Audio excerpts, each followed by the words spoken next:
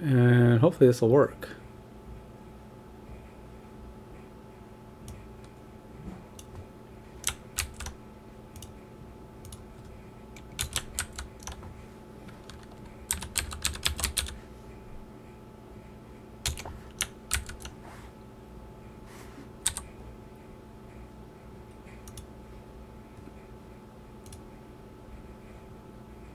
So now I can recreate my users,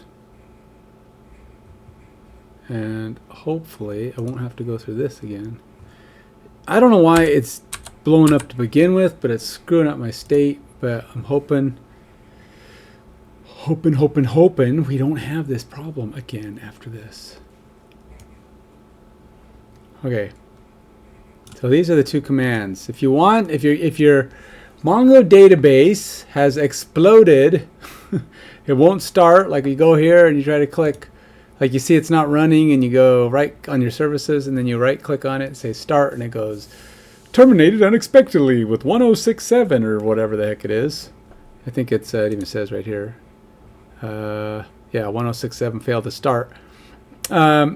This one will fix it, but if you have any users assigned for authentication or authenticating the database, they will get deleted, and you'll have to recreate all your users. So if you have more than 1 or 2 or 5 or 10, you're going to go nuts.